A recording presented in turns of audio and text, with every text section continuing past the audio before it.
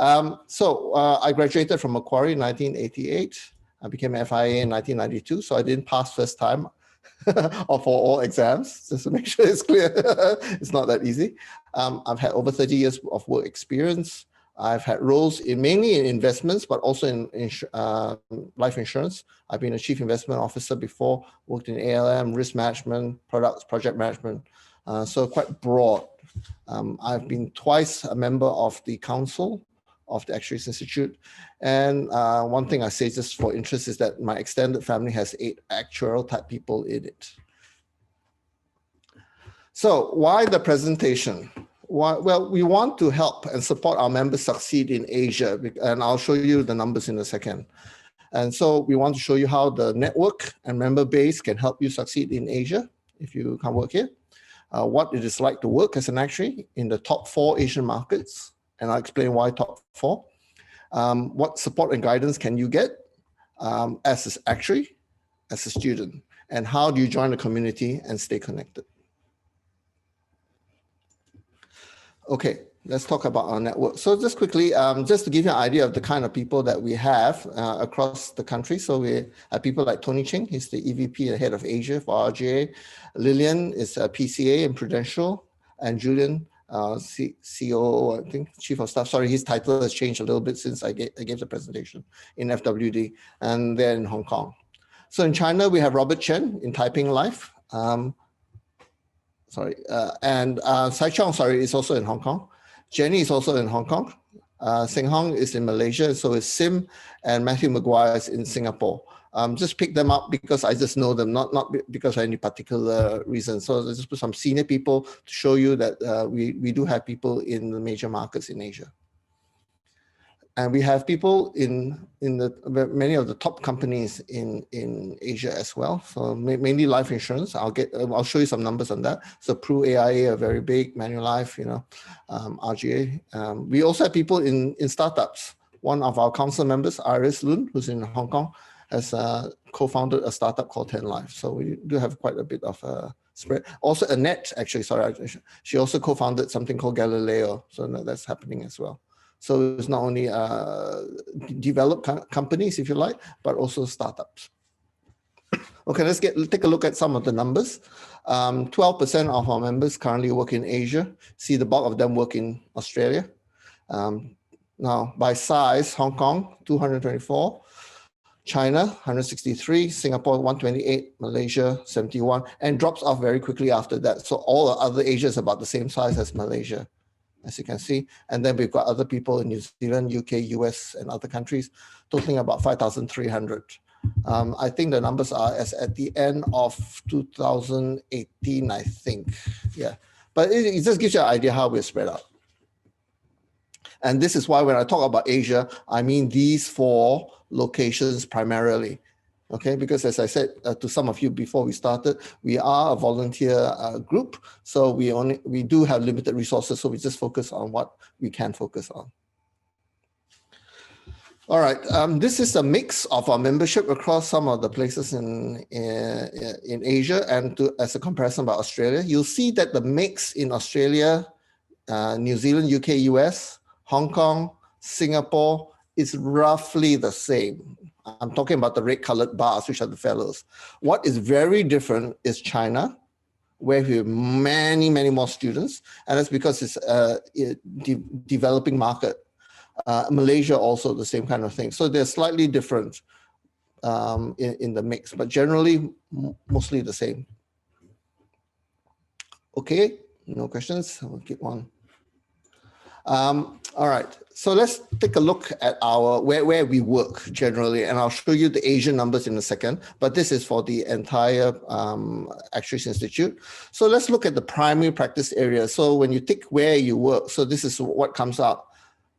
So we have about 25% in GI, 25% in life insurance, and then it falls down like this. And I will tell you that this is very interesting because when I start, this is one of those stories. In my day, life insurance was the largest. Super was probably second largest.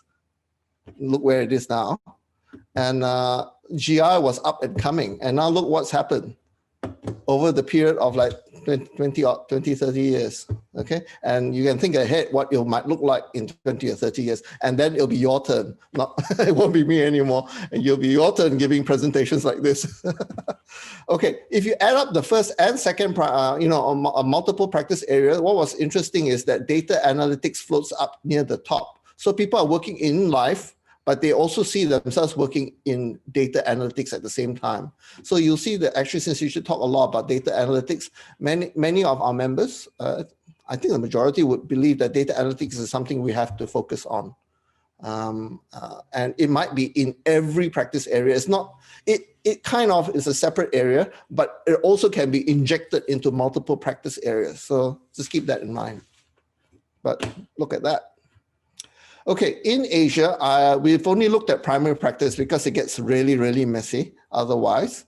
So I just want to show you the top 4 countries, locations. I can't call them countries because of this place. The numbers will be slightly different to what we saw before. There's some slight data issue, but it's roughly the same, plus minus 2. So you can see down here, I hope you can see my pointer, 41% is in life insurance. So by far, this is the largest practice area, followed by GI, and then it tails off. Okay, I put in here that we expect GI to continue to grow because Malaysia's changed its rules, and one of our members there gave me some quotes you'll see later. You'll also see that China is expected to grow, and there's a link to this article where they said they need 96 actuaries to become GI actuaries in China. And so that we don't forget, no disrespect to the other working areas, besides reinsurance, data analytics, banking, investment, and fund management, we also have members working in risk management, management consulting, and management itself. So we do have a diverse practice area. But the bulk is life. Unlike, I'll just go back here, unlike in Australia. Okay, and I've covered again the 4 top countries because you can see it tails off very quickly. All right, next thing I wanted to point out is the FIAA is recognized in all Asian markets. I was actually thinking yesterday whether I could make that claim. I think this is true. All Asian life insurance markets. I mean, like North Korea might be a bit of a problem, but wherever there is life insurance companies and general insurance companies, we can practice. But there may be local requirements. Like you might need to be a member of a local society. There might be certain regulatory requirements or some exams that you might have to sit for in a local language to be an approved actuary. That doesn't mean you can't practice there. You just can't sign.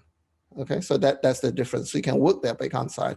So right now, and I did a collection of this about 2 years ago, so I hope it's not out of date. These things change slowly. So there were no exams in Cambodia, Laos, or Sri Lanka. So you just go there and start practicing if you wanted to. There are certain requirements in Malaysia, Singapore, Thailand, and Vietnam. And I've got a list of them. If anyone really wants to pin on any country, you can talk to me and I can send you the list. And some countries have an exam in local languages, like China has one. Hong Kong has just started one to become a fellow of the Hong Kong Society. Again, that's to sign. You can always work here. India, Indonesia, Japan, Philippines, South Korea, and Taiwan. We want to have the FIAA continually to be globally accepted. So we want to be relevant nationally. And just for you students are always interested in this, that's usually a pay rise when you get this F thing and be part of the actual profession as a fellow. Now I'm going to take a quick short break now to see if there are any questions. Meanwhile, could you, if you have time, take part in a survey? We're trying to do a survey of university actuarial students by the end of November so that we can understand you better. We've got some student volunteers. Alex from Monash has been very kind to help us collect some information. Here's the link and here's the QR code. And it's just to find out more about you. Right now, we've got about 80-something responses. I'm estimating something like 3,000 enrolled actuarial students in the estimate.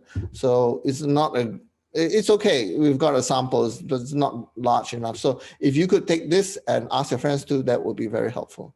Now, let me see if there are any questions. Okay, sorry, here's the chat box.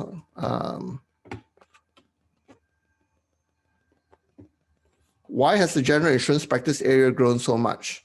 That's a good question. I think there was increasing understanding of what actuaries could do for general insurance after what people could see, generally could see people had done in life insurance and in maybe health insurance. So we also had some good actuaries who went into GI and they built that. I mean, one of my friends, one of the people I went to uni with 1 year was Blair Nichols. I once asked him, what's it like in a GI company? And he said he basically, more than actuary in life company, he thought he had to sell himself more often. So we had actuaries like that who sold themselves and showed the benefits that actually could bring into GI.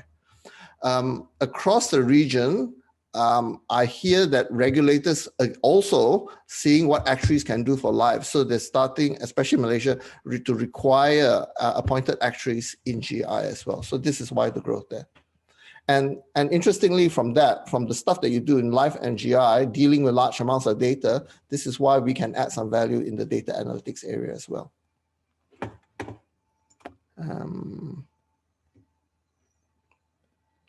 Please explain what you mean by signing actuary. Okay, thank you very much, Julie. Okay, so in an insurance company, somebody has to take the responsibility for the reports that go to the regulator. So that's what I mean by signing actuary. The person who puts their name and say, this is for a life insurance company, sorry. And you have to sign, and you are taking responsibility for all the figures that go into the regulator. For defined benefit plans, there used to be an actuary who would sign off on each plan as well. So that would be a signing actuary. And or appointed actuary or approved actuary. I think the phrase these days are more like approved actuaries now. Sorry if I mix up the words. GI, there's a need to do that as well. Health, I think we are getting there as well. Hope that answers the questions. Anything else? No? Okay. I'll move on. Thank you. Okay, working in the Asian markets. So let's take a look at some of the practice areas. Life insurance, as I said, is by far the largest practice area. We have a great variety of products in Asia because the actuaries here and the companies that work in Asia are from the US. So they bring things like universal life across. You also have companies from UK, so they bring life par type products. And so that's a great confluence of type of products here. You also have unit link, so on and so forth. There's a great variety of accounting and valuation here. So you have some companies using US GAAP. Some people will use something called IFRS. Sorry, if you don't know what I'm talking about, please say so. I'll try to explain. I'm not sure I can do that quickly, but I'll try to explain.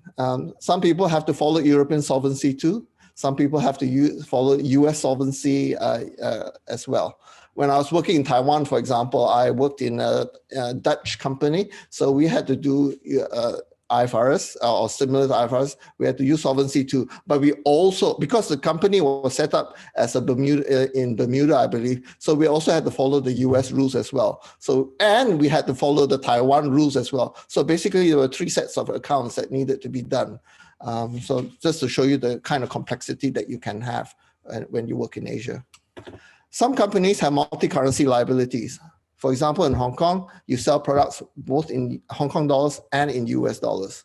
Some companies like when I was in Taiwan, I can say for sure that there were some people wanted to have exposure to multiple currencies. So for the unit link, they would have things in Australian dollars because the yield was quite high then. They would buy stuff in Brazil. They would buy stuff in South Africa as well. So there are multiple currencies. Guarantees are very common here. So that is a big change to what Australia currently has as practice. Well, I'm talking about par and non-par type products. It's still very, very common. For GI, the feedback I'm getting is, I don't work here, so I got this from other people. The regulators are increasingly interested in solvency. It's much less technical than in Australia, but much more commercial. In pensions, well, we have defined contribution type plans in Hong Kong, for example, MPF. There's some smoothing of returns and choice for countries like Malaysia with the EPF, and there are still defined benefit plans in places. Health, medical is usually a rider to life insurance policies, so it's not always seen as a separate work area like it might be in Australia. So that's a slight difference. Investment, I see a greater range of asset classes because of the multi-currency liabilities and also because of the preferences of people. For example, in India, when I was working in a regional role, I saw that gold was an asset class. This is not normal in many other places, but it had to be there because of the local preferences. The bond markets are much less liquid than other places, probably shorter maturities, although that's changing.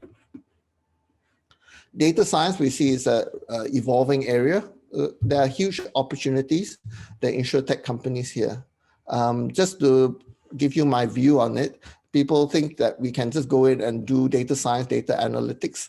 There's part of data science that is like the people who run the machines, and you would be competing against people with like PhDs in that kind of area. I honestly, I don't think we can compete unless you're really, really interested. It's very hard for us as a group to compete in that area. But where I think we do have competitive advantage or an advantage is in the business side, the part that links the business and the tech bit together. So more features about Asia generally, and this came from multiple actuaries when I asked around. So everyone agrees there's a faster pace of work compared to Australia. There will be differences, language and culture. However, it is more important in some countries like South Korea, China, Japan, which I've worked in South Korea and that's true, but less important in Hong Kong, Singapore, Malaysia, because they'll use English, more international in mindset. You might also come across governance differences. For example, you have dual tier boards, rather single tier boards, which you'll see in Australia. Like when I joined ING, I was a bit not surprised, but I'll say I was surprised because they had a supervisory board and an executive board rather than just one. And I couldn't quite work out what it was at first, then realized that union members get to join this in Europe. So it's a different kind of governance.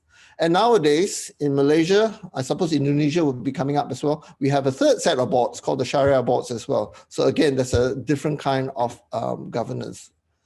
You will also see in Asia more government and family-owned companies. The primary shareholder or stakeholder, unions also in South Korea, they're very powerful stakeholder there, may have a larger say in the company than under Australian practice.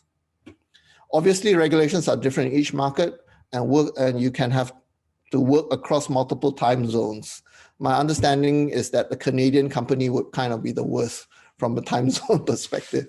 But the key point I want to leave you with, when I say Asia, there is actually no one Asia. They're all different. The markets are all different. But it's just helpful to categorize and group them all as Asia.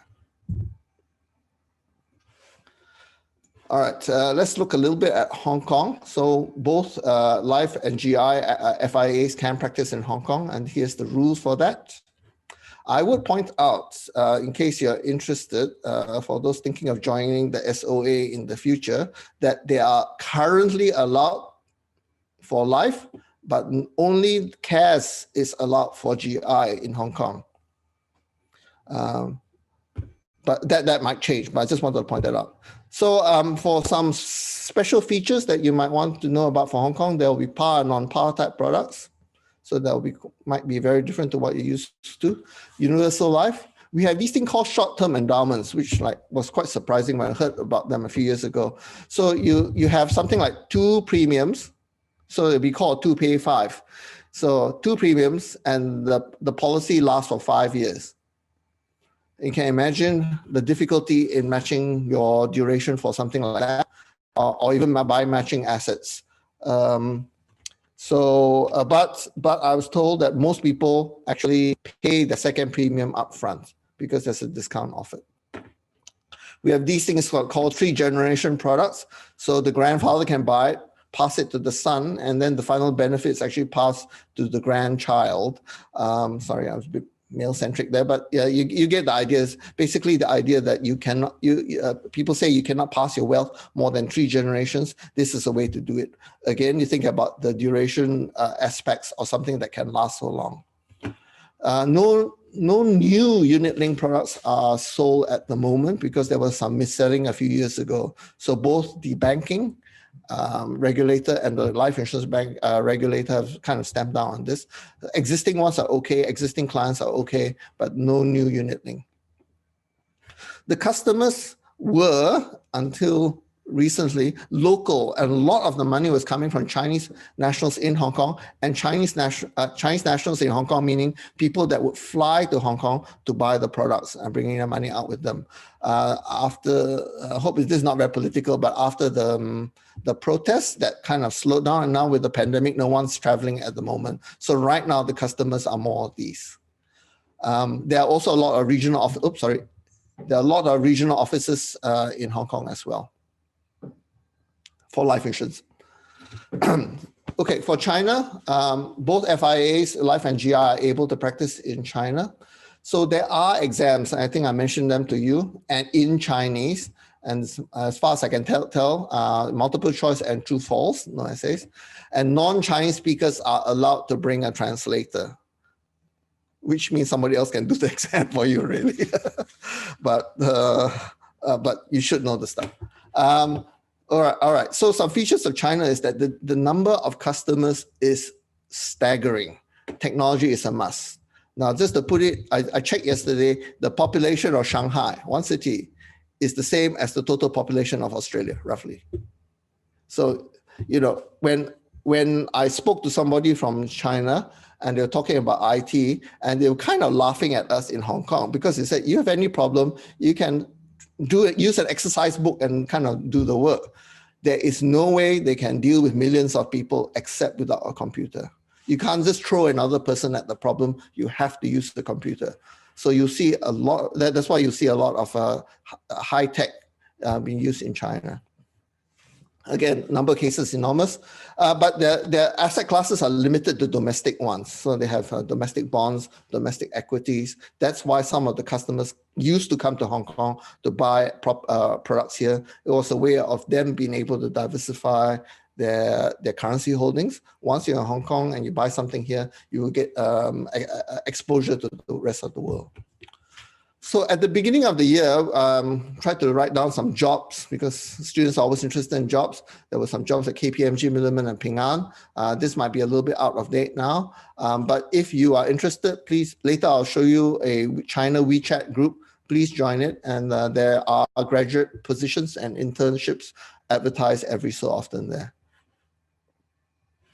So I asked some actuaries to give me some quotes so you don't hear my view of the world, you hear their view of the world as well. So I'm going to read it out to you because of the recording, otherwise it won't get picked up. So I know you all can read, okay?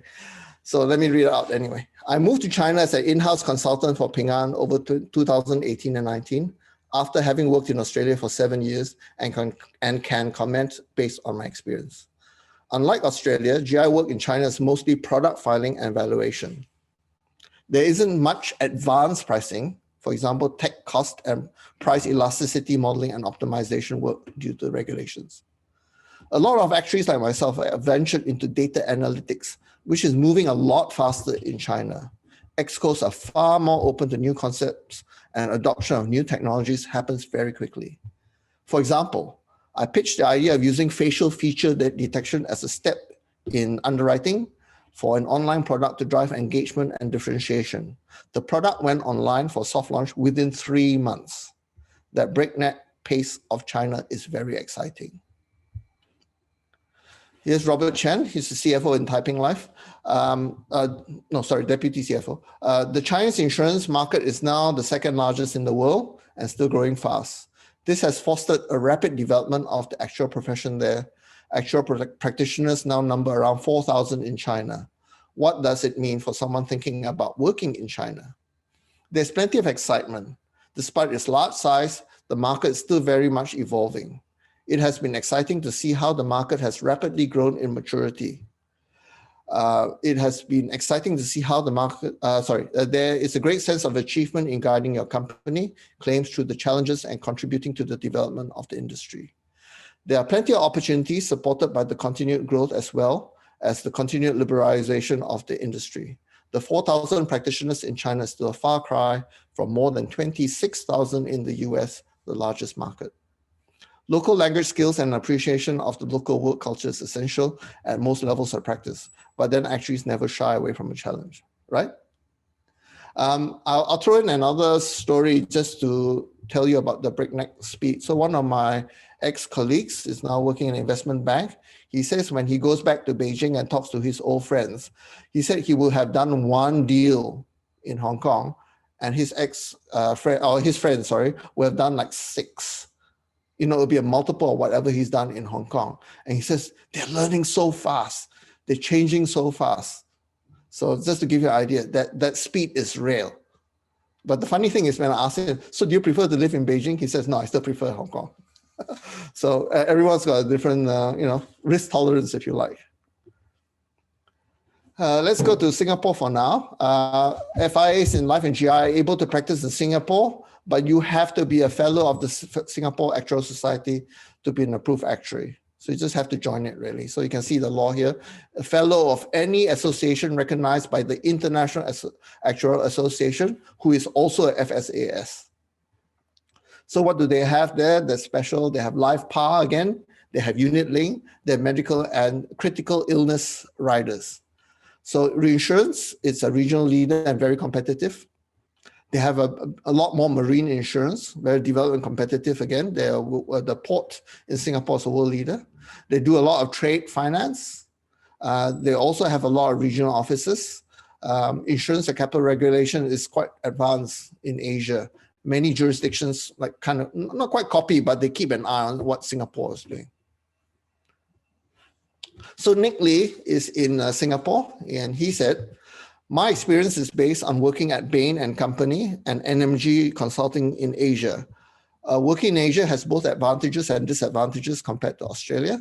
The advantages include more opportunities from being in a higher growth region, more variety in types of work, and more opportunities to work on critical business initiatives such as M&A and strategy.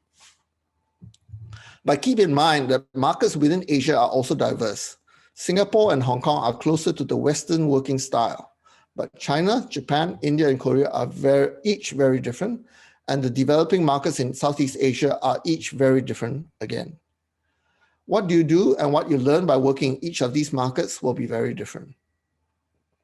The disadvantages are that you will not learn as much technical depth as you would in Australia, and processes and ways of working are less mature. As examples of technical depth in GI, GLMs, I think that's the generalized linear models. I don't work in GI, so I'm guessing, are not widely used for pricing, and PPC methods, don't ask me, are rarely used in developing Asian markets. Lastly, you will not have as much Australian market context for your Part 3 exams. Now that has changed, so don't take that one. Don't take that last point.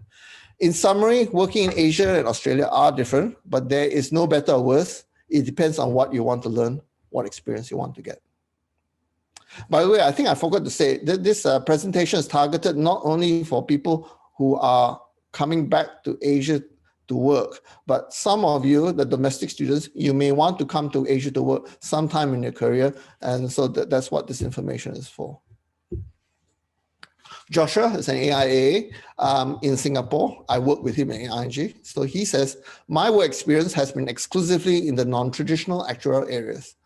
I started out in Europe as a quant derivatives trader, so very different, before moving into quantitative risk management. I went to Asia in 2014. He worked in Hong Kong, Tokyo, and Singapore, and have been operating in the quant risk, capital, and ALM spaces since. He says, I count myself blessed to work in Asia. The income taxes are stupendously lower than in Europe or Australia. The higher growth potential in the region allows for more interesting product and distribution propositions. The continual demand for those with actuarial technical skill sets. People here are hungry to learn and develop their technical skills, so a strong technician with some humility, the right attitude, and good people skills will quickly establish himself or herself professionally. However, don't get overconfident. You will be amazed at the level of talent and knowledge people here possess. For me, the professional opportunities in Asia far outweigh those in the West. But from a lifestyle perspective, one would have to choose between the vibrance and frenzy of Asia with the languid old world charm of the West. Do Malaysia. FIAAs for life and GI can practice in Malaysia, but there are certain requirements to become an approved actuary, the signing actuary that I talked about. So they accept FIAAs with 3 years of post-qualification practical experience and has met CPD requirements. I know somebody who applied to become an approved actuary, and they're quite serious. They go and check. If you haven't met this, you can't become an approved actuary. So at the time I did this early this year, Berjaya Sompo was happy to take CVs if you're interested to work in Malaysia. Some features there for life. They have PAR and unit link. They have medical and CI riders. Very similar to Singapore, actually, I think. The difference being that Takaful, Islamic businesses are big there, very big there. Leading the world, I believe, actually. But the asset classes for international assets there are limited compared to Singapore. I think you're only allowed 10% of your assets outside Malaysia. So it's a little bit more limited there. So other features in the Malaysian market, which I asked one of our actuaries to tell me about in GI, because again, I don't work there, so I asked him to give me more information. So he said prior to 2016, motor and property was subject to tariff rates. What this means is government told you what you could charge. Was fixed. But after that, there was partial liberalization and new products were allowed outside the basic tariff. So since then, they see greater innovation through the introduction of new motor and property products, giving consumers more choice. Tariffs, no claim discount structure still remains, and this has been reviewed by industry. There are aggregators. There's slow progress though, because insurers are resistant to disclose premium rates in public websites. Telematics, against low adoption rate, although people are trying, and difficulties in implementation. So it's still an intermediaries-driven market due to lower consumer awareness. So that would be true in Malaysia, Singapore, Hong Kong, definitely. So it's more driven by still with agents, although bank assurance is coming up. So Wing is working in Berjaya Sompo. She's the one who said she was happy to take some CVs. My experience is from working 15 years in Australia and the UK, followed by 3 years as a senior actuary in Malaysia. My experience of Asia fitted all the stereotypes: less technical, more commercial, less resources, more intense workload, less pay, more job satisfaction. An actuary is relatively much more influential and impactful in the work environment, and the analysis and information you give is treasured by your colleagues on a daily basis. For some time now, an actuary in Asia has had excellent options for career advancement compared to the developed markets. I see that trend continuing for the foreseeable future. A good grounding in foundational actuarial techniques is essential. Keeping a good network in the smaller Asian community would be key to this. Kelvin is actually, he's going to be the president of the ASM, the Actuarial Society of Malaysia, this year. So he said, after graduating from the University of Melbourne in 2005, I returned to Malaysia and spent all my career practicing in the Malaysian general insurance industry. I witnessed and participated in the blossoming of the local general insurance actuarial profession, catalyzed by the regulators' faith in actuaries, manifested in regulatory requirements for in-house qualified actuaries. Even today, many companies are still fine-tuning how best to utilize the actuarial talents, resulting in actuaries' involvements in finance, ERM, underwriting, business, data science, analytics, reinsurance, and so on. Though the actual technical work may not be as deep compared to more developed markets, there is a strong demand and appreciation for actuaries who are able to communicate in layman terms, contextualize the business problem, and apply business acumen when providing actuarial advice. There's excellent career advancement opportunities for actuaries. And I would actually echo that. In Australia, I don't think you see too many actuaries rising up to CEO level. But in Asia, you can still see that. So if that turns you on, you might want to consider Asia as a potential destination. Now I'm going to take a break for short questions. And again, I've got a lot of QR codes. So there's one for if you want to join the Hong Kong group, one for China. You might have trouble joining this. If you have trouble joining this, let me know, because there's a time limit on this. There's one for Singapore, Malaysia, and one for all other Asia. And we put together these groups so that you could, make some friends or from other Australian actuaries. Maybe you could go out to dinner, have drinks, look for a mentor, look for a study partner, what have you. So please join. We are also trying to build one up for university students. Again, if there are jobs, quite happy to, or internships, happy to just let people know about it. It's not our job to help you find work, right? It's not our role to do that, but happy to just show it to you, and then it's up to you. So I'm going to take a look at the questions for a second. Please join the groups if you can.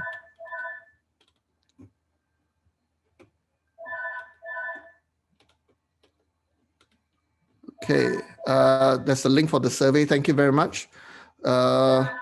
Less or no work in the work-life difference balance. There is definitely a different, I would definitely say there's a different rhythm of life in each country. And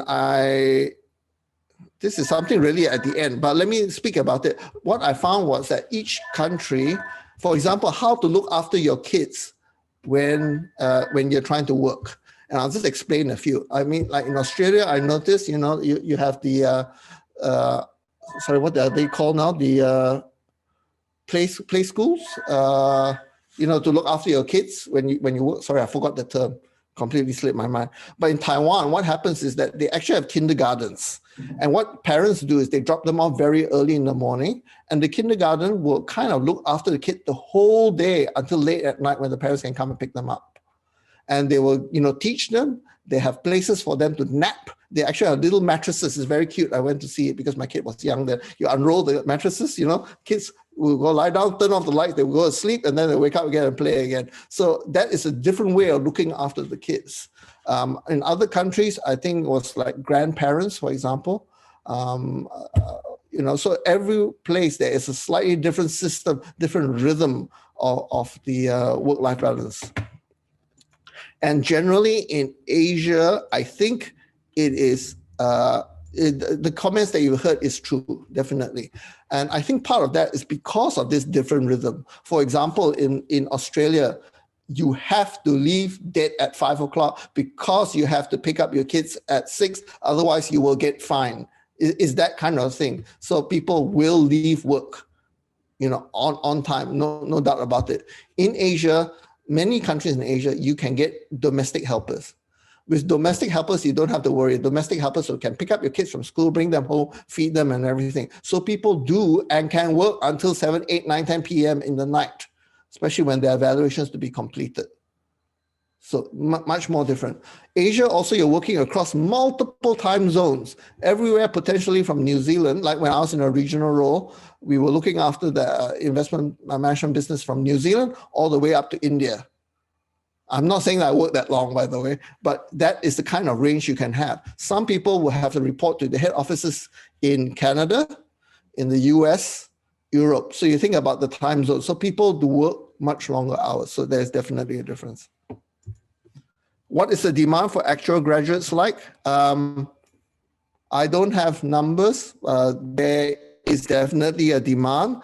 There is also a lot of supply. This might be a long one, but I'll talk about that as well. Like you can see in Australia, you have 8 universities, and New Zealand, potentially 8 universities producing actual graduates. There are, actually Kitty might have to correct me, I think 4 or 5 in Hong Kong. In Malaysia, there are about 7, 8, I think, producing a lot of actual graduates. So what I'm hearing across the region is it is hard to get that first job in an actual, in a pure actuarial work, like in a life insurance company or GI company. For example, my own first cousin's son, who went and did actuarials in the US, came back with about 3 out of the 6 exams or something like that for the first part. And in the end, he didn't get a job in a life company like you would think. He got offered 3 things. One was an internship in Maybank, so it's a bank. he got offered sales job in an investment company, and he got offered a sales kind of role in a life insurance company. So that was the closest he got to pure actuarial. So you can see how hard it is to get that first job potentially. So the demand might be a bit, the demand will be different to traditional. I won't say there's no demand, it's just different. But you just have to be aware that there's quite a bit of supply as well for that first one. But if you can get that job, right now, my understanding is there's a great demand for people with like 4 years of experience, because everyone's trying to do IFRS 17 at the moment. Hope that helps. Yes, FSA is the Society of Actuaries. FCAS is CAS, the Casualty Actuarial Society. So in the US, Life and GI are different bodies. Although SOA has started to examine GI exams as well, which I understand caused some friction with this group, but I don't want to get into that. Just be aware in the US that there are two groups.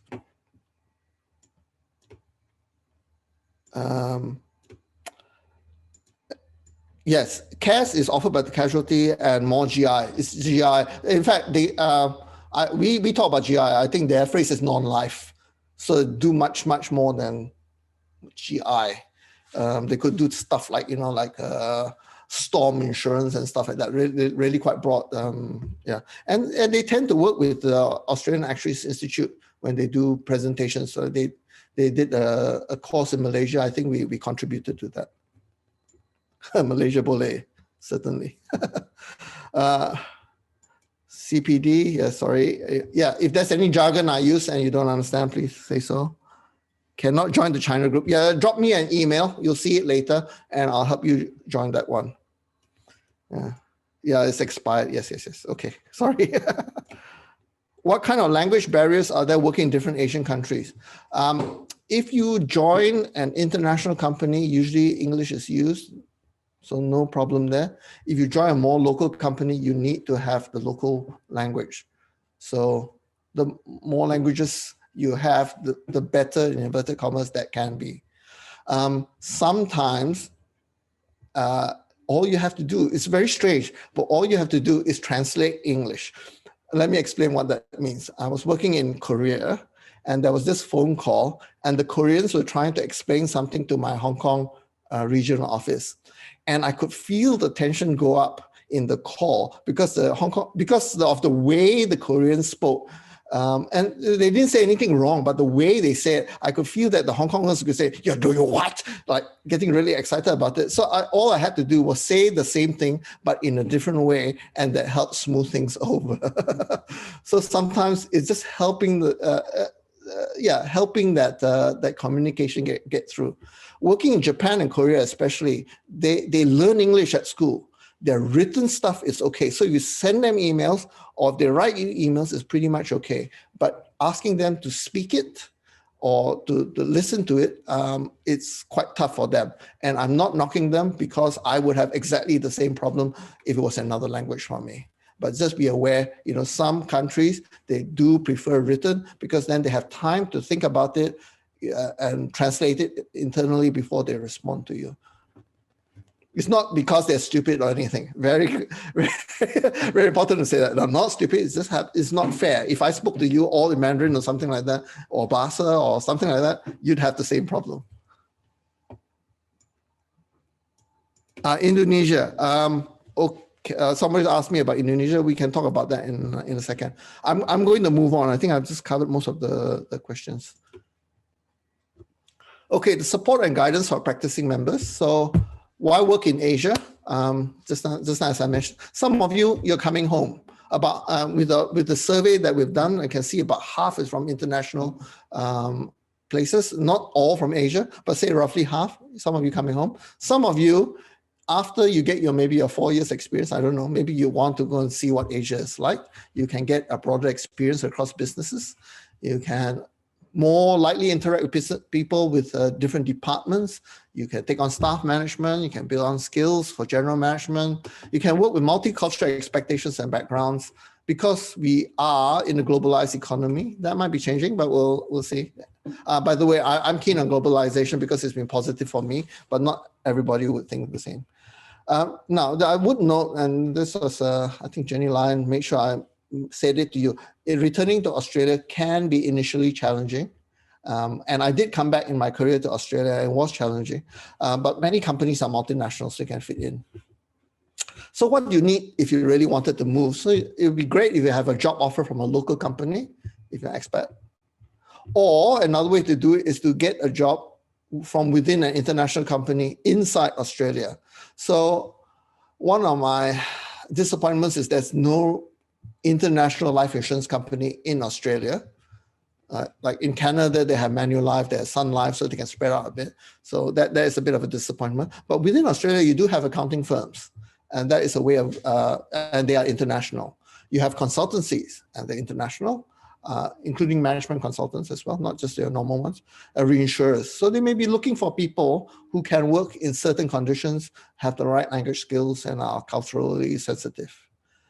You'll have to get the appropriate visa. Please be patient. This can take a while. A friend of mine got very upset because his marriage certificate had this giant chalk put on the back of it by the Taiwanese regulators. He wasn't too happy about, having somebody stamp this gigantic thing at the back of it. But luckily it's on the back and not on the front. You also expect a lot of admin work. Opening bank accounts is not always easy, and there are always tax consequences sometimes, getting your driving licenses. You might have to provide a lot of information about extended family. Some countries like Taiwan, at once I was asked to tell them my family for three generations out, like not only my first cousins, my second cousins as well, like three. I told them none of my family is working in Taiwan, so I just refused to, and luckily they accepted that. But if they wanted to make a deal of it, they could have. I don't even know all my cousins out that way. Adaptive mindset. That's important because you'll see differences, not necessarily right or wrong, just different. For example, one of the biggest differences I saw personally, just telling a story, was like the unions in Korea are really, really tough. And that is something not usually seen and potentially physically violent tough. Like, for example, I remember driving home one day in Korea, and I heard on radio, there was this company that was on strike, and they said the union members had guns inside the factory. So that's very different, very different. Anyway. Oh, sorry, where did we get up to? Okay, financial and administrative considerations. So I've been told that most people do not regret a move financially. I will talk about the salaries in a second.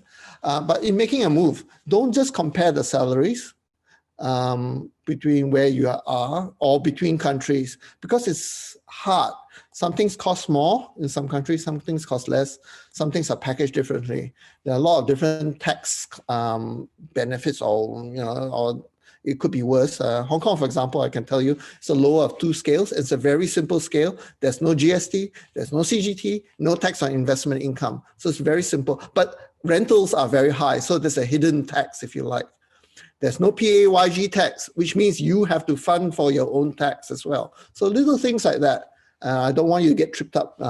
And tax might differ if you're expat or not, for example, in Malaysia. I'm not giving you a tax advice, but just if you do move out, be really careful about your Australian tax situation and residency before you leave, especially about your capital gains tax and your primary residence.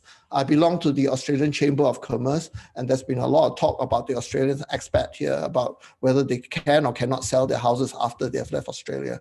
I won't get into that, but anyway, rental, Hong Kong and Singapore are expensive for the amount of space you get. Health insurance, make sure you're covered, especially if your job requires you to travel, particularly to the US.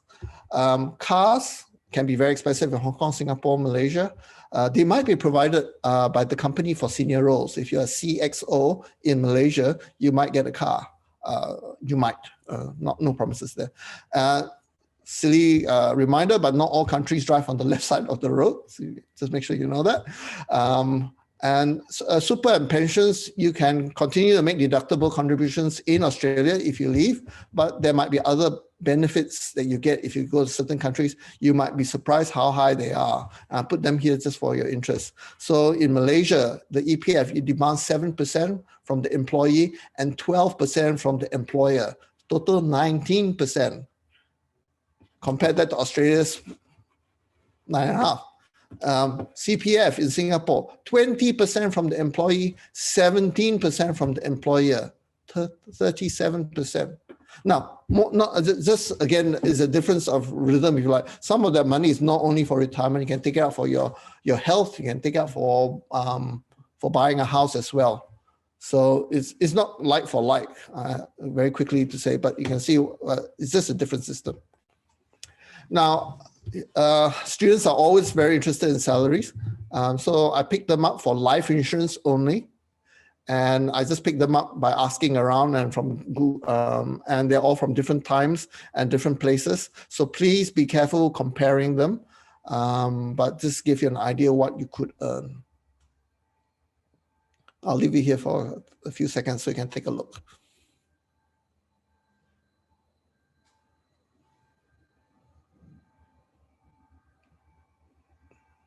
The exchange rate is about 5 to Australia. I think this is about, I think Singapore dollar is stronger these days, but roughly 1 to 1 maybe.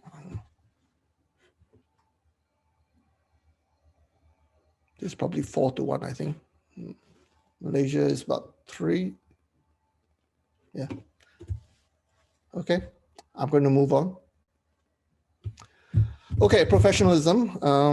Okay, almost time already, huh? To move faster. So CPD in English might be hard to get in certain countries like South Korea and Taiwan. I speak from personal experience, couldn't get them at all. So you attend as much other stuff as you can, like Bloomberg would give presentations, I go attend them. So at the time, not so much was on the internet, that's changing.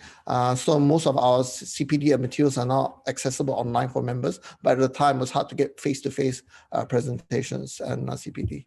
So our philosophy is to share CPD with other actuarial bodies, like the local ones, the ASM, SOA, IFOA, CAS. This is the English one. So if they are having an event and something you're interested in, please go, you can count them as CPD. The new fellowship program has 2 modules which are principles-based. It's structured to enable students to learn how and why in a general context, using overseas as well as Australian examples. Only the 3rd module is focusing on Australian practice. So we're trying to encourage our students to be international students. So that's what I meant about Nick's comment in the middle of the change. Okay. Now, studying while working in Asia, it's a professional qualification, so it's not easy to work and study. You saw how long it took me to qualify too. So definitely agree with that. Students will normally get study leave, especially in the traditional areas. If you work in a non-traditional area, I don't think you get them. In fact, if you work in a non-traditional area, they won't even pay the fees for you to join. So some members have mentioned that to me. Now, but it can be difficult to use the study leave if there's work to be done. I mean, there's evaluation, something to be done. It's quite hard, especially when working until 10 p.m., for example, come home, you're not going to be likely to be able to use it. It also can be challenging to attend tutorials. Joshua, who was one of the people who gave me a quote, he said he's very thankful that there are now tutorials that are beamed out to the rest of Asia, but he pointed out now it's in the wrong time zone. So it's done at, I think, 5 or 6 p.m. in Australian time. Sorry, I don't know. So it's like 3 p.m. or something like that, 3 p.m. in Singapore time. So he can't attend them live. Now he can watch them after the event, but he can't ask any live questions. So there'll always still be a little bit of a friction, if you like, in the systems. Exams will soon be online, so everyone's kind of treated the same now. In fact, in a way, it's better because so I've been hearing that some of the other bodies are having trouble because they don't know how to stop people from cheating. So our exams are online and kind of open book, which actually means that you really need to know your stuff. And, you know, You can't be looking up. Yeah. Usually we're open book exam. You can't be looking up stuff anyway. So it's quite hard. So one of the reasons why we set up the WhatsApp WeChat groups is that we encourage you to form your own study groups if you can. Find your own mentors. Again, Joshua pointed out that he was apparently paired by the institute with somebody in Australia, whereas there was somebody studying the same subject in Singapore where he was, and didn't kind of make sense. And I totally agree with him. So you can use the WhatsApp groups to help find somebody to help. So while you are at university, think about joining a university as a university subscriber. It's free for you anyway. You can get some career opportunities. You get access to all of this Insights Young Actuaries program, Actuarial Sprint, Actuarial Digital online platform. Before you leave Australia, if you're going back home, think about joining us. It does cost some money. As I said, join these WeChat and WhatsApp groups. We have office and full-time staff in Hong Kong. So for inquiries, please talk to Kitty. She's online. Sorry, she's hidden her video, but she's there. So if you have any questions about it, please talk to her. Now, I've asked around if anybody, because some of you wanted to chat one-to-one. I had two from Macquarie and one from, anyway. So I've asked around. Steve Hui has, Andrew Tang and me too. We're happy to chat with anybody one-on-one if you want one-on-one. So just quickly, you can check them out. Steve is actually from Hong Kong a long time ago, but he spent his formative years in Melbourne. So he's actually from Melbourne, and he speaks Mandarin, and he has worked in China. He's been a CFO before. So if you want to speak to somebody about more life kind of things, lately he's been consulting to the regulator in Hong Kong. So if you want that kind of help, you can talk to Steve. You can talk to everybody, but I'm just giving you a bit of background so you can target.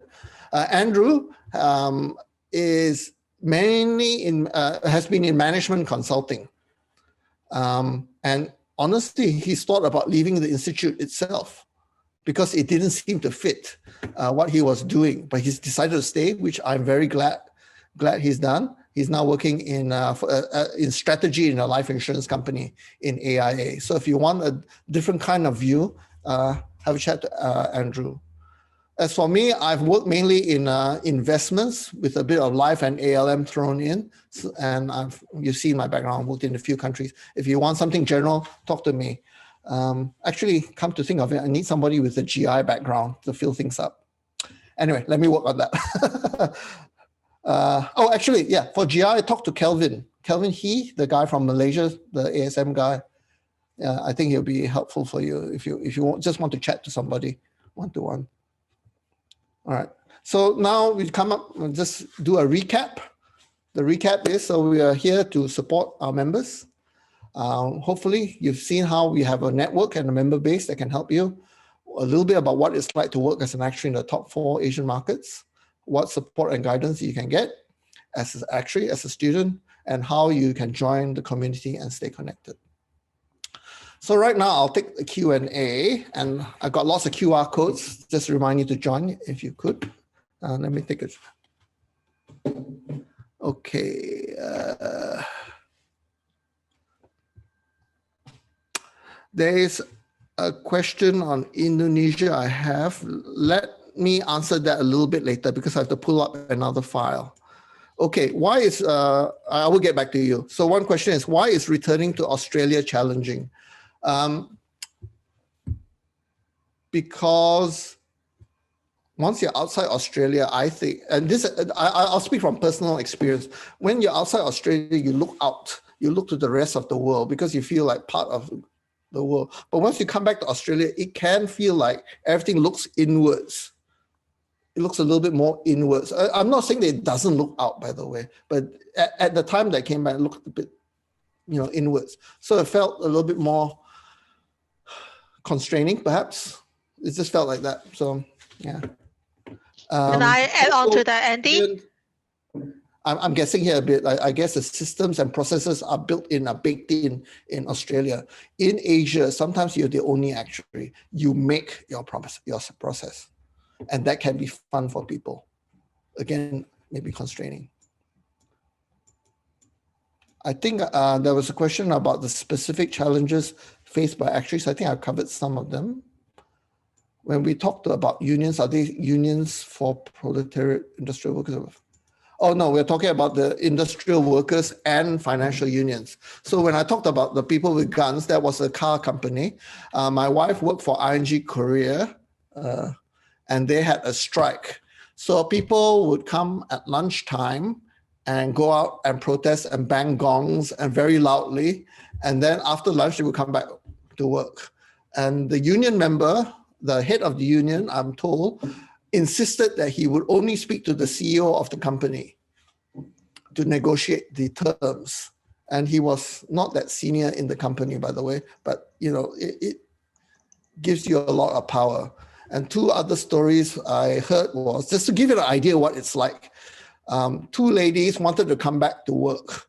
So they had to go to a park, apologize to their sisters in the union, kneel, apologize some more, get scolded, and then they were allowed to go back to work because they were breaking with the union. So if any of you have watched Star Trek, the needs of the many outweigh the needs of the one, or the other way around, it is very, very much like that. The last story I tell was that there was this guy I heard again through ING, was that this guy wanted to go back to work. He had to tell his union head of his group, who happened to be his brother-in-law, he had to take a punch. He had to be punched for breaking with the union. Then he could come back to work. So just give you an idea, it is, at that time, things might have changed by now, I have to say. But when I hear stories like that, you know that Korea, it operates to a different rhythm. That's all I'll say. I won't say it's wrong. Definitely it's not wrong. It's their culture. They work like that. There was a point on that technology is a must. How has technological advancement affected this market in particular? Well, they just use it a lot. They use QR codes everywhere. If you pay for money, you don't touch cash anymore. You pay by WeChat. You pay by, what's the other one? Or what? WeChat and Alipay. Everything, how do you explain it? Everything is just digitized. I can tell you a story. I went on one of these Chamber of Commerce, Malaysian Chamber of Commerce, to visit Shenzhen. And I didn't know, but they took us to Tencent's head office. And then when you go there, it's like going to Disneyland, because they had like 2 floors of giant rooms, and you led from room to room, just like in Disneyland. And each room, they showed you what they did, and there's this lady with a tablet tapping on things to switch on the lights, to play up the music, and could play with the stuff. And he went from room to room. And one of the other people in the room said, "This is like Disneyland." I had to agree with that. And as we were walking through the rooms, I could see another group coming, following us.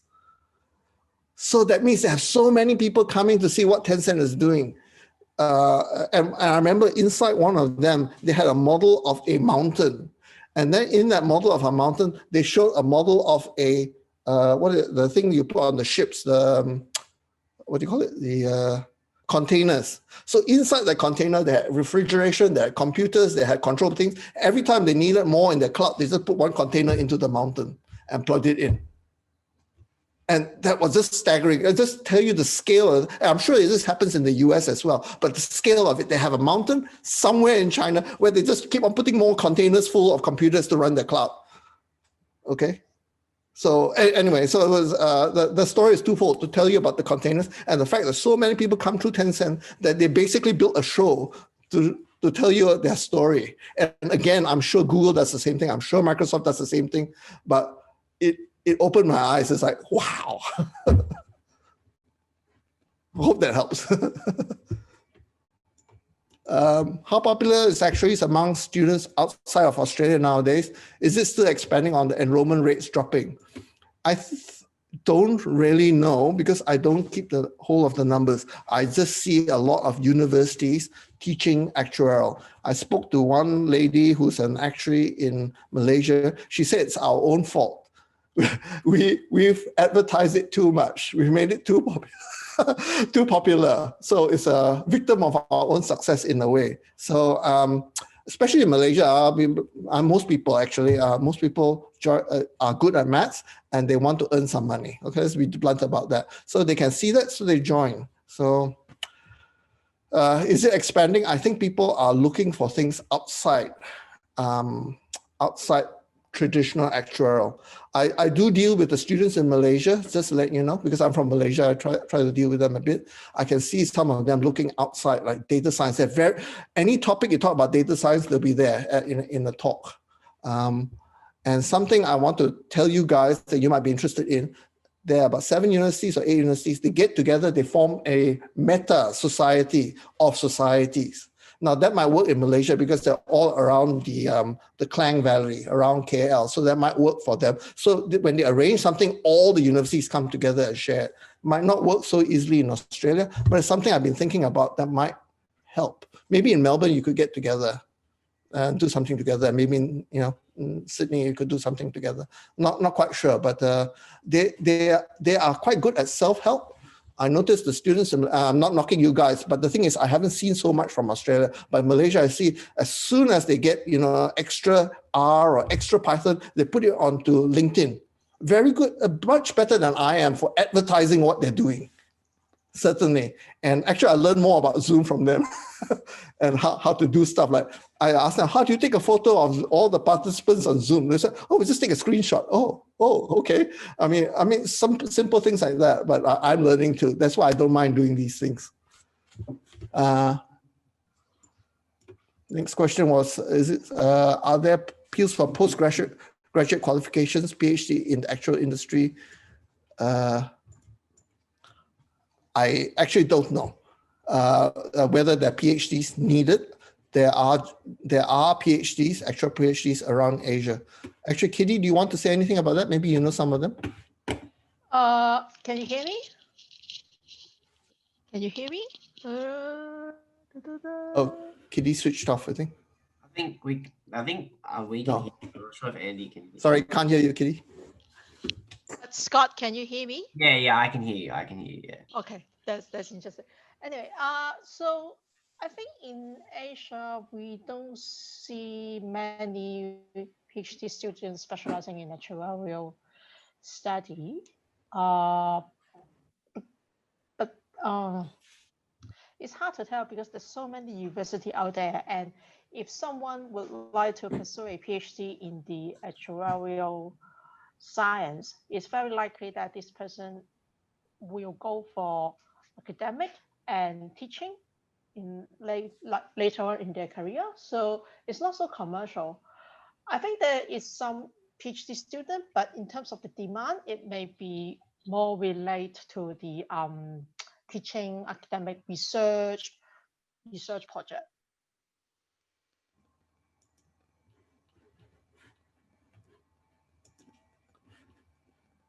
Andy, can you hear me? Yeah, I can hear you. Sorry, my speaker went asleep. Okay, I'm trying to share another page with you because there was a question about Indonesia. This is my list of every country and what I could pick up and where I picked it up for. So just to explain, so Indonesia, FIAA is okay to practice, but there's a local exam required. And you can go to this link, actuaries menjadi anggota.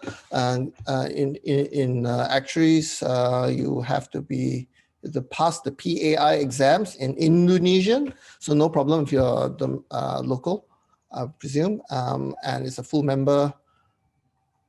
The pointer actually does not need to be a FSAI. So anyway, here are the rules, and you can look them up. About your question was also about the industry in Indonesia itself. I don't know. We don't have that many, which is a bit of a shame. We're geographically quite close from Indonesia to Australia, but actually we don't get that many students, I think. So sorry, I can't help you much more, but if you want to, you can make contact with Kitty. Maybe she can introduce you to some of our actuaries in Indonesia or some of our other members.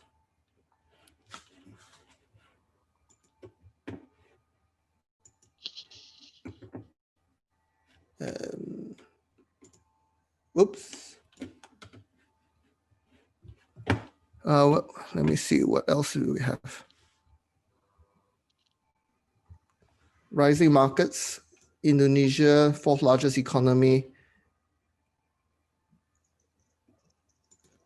Yes, I agree with you. Sorry, there's a question about the rising Southeast Asian markets.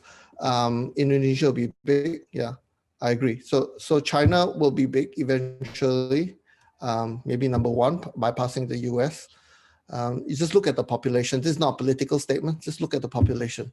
The thing is, in China, they might need, I'm a little bit concerned they might not need so many actuaries because they're using those computers. So instead of actually looking for patterns, they might take the data and chuck it at the computer, and the computer finds the patterns. It might make no sense. Frankly, it might make no sense, but the pattern might actually work for whatever reason. So in China, that would be the issue. And I agree, again, looking at the population, Indonesia must be a growing market. I think most of them there are SOA in the end, because they will look, I think most Indonesians actually tend to look into the US rather than the UK. People like me from Malaysia and Singapore, part of the ex-British Commonwealth, we probably look into the UK a little bit more. So I think the other big market might be Vietnam. They've got quite a lot of good population there as well, hardworking people, and very well educated. My understanding is the French left a very high level of intellectual discourse there. So yeah, so if you're competing in the new world, I watch out for those countries, especially in China. Let me tell you another story about China. So once I was talking to a colleague working in China. He said he saw this guy, he was sleeping at his desk and said, "Lazy bugger, what are you doing sleeping at a desk?" And then somebody else told him, he's been here all night. He was programming, he goes to sleep, he wakes up, programs some more, then goes back to sleep and programs some more. And when I heard this story, I was so scared for my own children. How do you compete with people like this? So anyway, let me get back to the presentation if I can find it. And let me share that.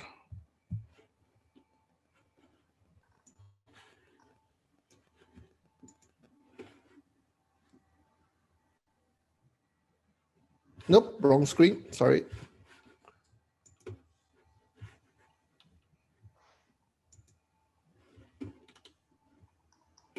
There we go. Okay.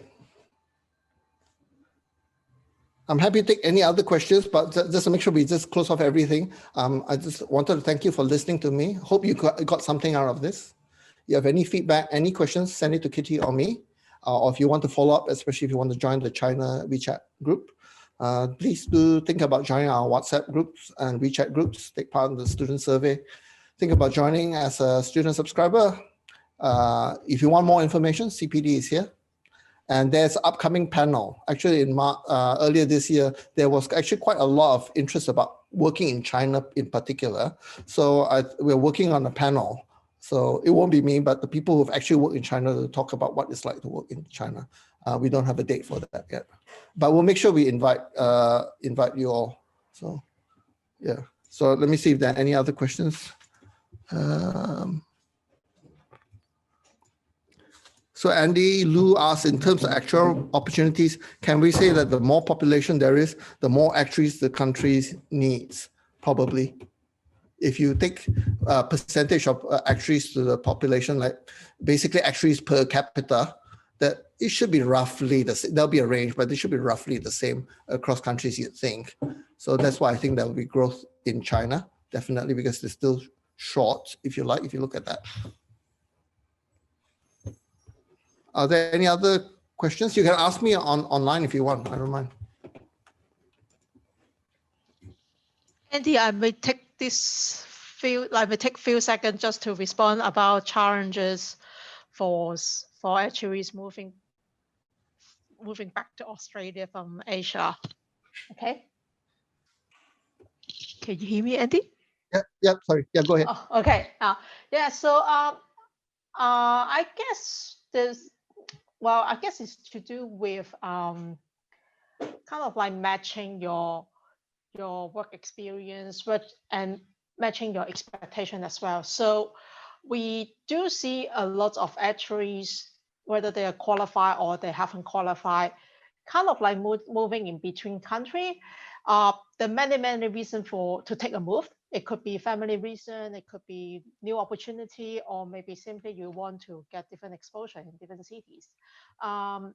Personally, I did the same thing. So I worked in Sydney before for 6 years, and then I moved to different cities in Asia, and finally moving back to Hong Kong. So for my personal opinion, I do encourage everyone to consider that.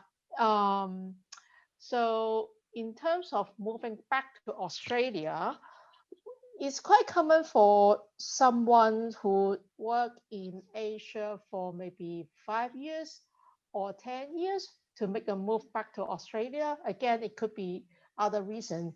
It could be family. It could be they have kids. They want to make plans for the kids' education. That's why they choose to move back to Australia. But when this happens, sometimes it's quite difficult, because you could imagine someone with 5 years or 10 years working experience in Asia in different location or different city. That may be difficult to find a one-to-one match or exact match in terms of opportunities or vacancy available in the Australian market. I can share one story. Like in my group, one of my friends, she is a valuation actuary in Hong Kong with 15 years of experience, and then 2 years ago she moved back to Australia. I think she moved back to Sydney, but it took her almost a year to find a full-time job. It's simply because the expectation didn't align. She has 15 years of experience. Obviously, she is very senior, and she has solid experience in valuation work for life insurance. But then in Sydney, at that time, the job market and all the vacancy available has a strong demand in IFRS, so the accounting work. So the matching took a very long time. And the other thing that complicates the problem is she is a fellow of SOA. She doesn't have any Australian qualification. She doesn't have any Australian working experience. She didn't even study in Australia. So I think this is some of the challenges that many people will encounter when they move around in different cities or different locations in Asia. So that's why we really encourage, if you have an Australian degree, if your hometown is actually in Asia, please consider taking the Australian exam to attain the Australian qualification, because you never know, one day you may have a chance to move up to Australia. In that case, you will actually flow in or like transit smoothly into the Australian market more easily. So that's my view.